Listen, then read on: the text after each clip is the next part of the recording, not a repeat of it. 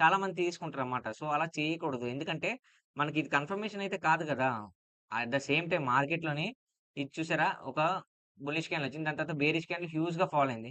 హ్యూజ్‌గా fall అయిన తర్వాత ఇక్కడ మనం మార్కెట్ ఫాల్ అయింది. ఇక్కడ ఇక్కడ మనం పుట్ ఆప్షన్ తీసుకుందాం అంటే ఇది ఈ ఒక్కదానికే వర్కౌట్ అవుద్ది. కానీ నెక్స్ట్ క్యాండిల్‌కి అలా వర్కౌట్ అవ్వదనమాట. అంటే మీకు మార్కెట్‌లోని మీరు అబ్జర్వ్ చేయాల్సిందేంటంటే ఎప్పుడు మీరు అలాగా ఒక బయస్ ఒక బుల్లిష్ క్యాండిల్ వచ్చి, ఒక బేరిష్ క్యాండిల్ వచ్చినా, ఒక బేరిష్ క్యాండిల్ వచ్చి, ఒక బుల్లిష్ క్యాండిల్ వచ్చినా మార్కెట్‌లో ఎంట్రీ అనేది ఇవ్వద్దు. ఇది మీకు డోజీ క్యాండిల్ కన్నా స్ట్రాంగ్‌గా ఇండిసిషన్ క్యాండిల్స్ అన్నమాట ఇవి. బుల్లిష్ క్యాండిల్ వచ్చి, బేరిష్ క్యాండిల్ వచ్చి అది వాల్యూమ్ ఎంతైనా ఉన్ని, రిజెక్షన్ ఎలాగైనా ఉన్నాయి. కానీ మీరు ఎట్టి పరిస్థితుల్లోని మార్కెట్‌లో ఎంట్రీ అనేది ఇవ్వద్దు. కన్ఫర్మేషన్ కోసం వెయిట్ చేయండి. కన్ఫర్మేషన్ వచ్చిన తర్వాతే ఇవ్వండి. ఆ కన్ఫర్మేషన్ మనకి ఎక్కడ ఇస్తది? చూడు ఈ క్యాండిల్ ఇస్తదన్నమాట. సో, సపోర్టింగ్ క్యాండిల్ అన్నమాట ఇది. ఎప్పుడైతే ఇక్కడ బేరిష్ క్యాండిల్ వస్తదో ఇక్కడ సపోర్టింగ్ ఇచ్చింది. ఇక్కడ మనకు క్లియర్ ఇండికేషన్ ఏంటి మార్కెట్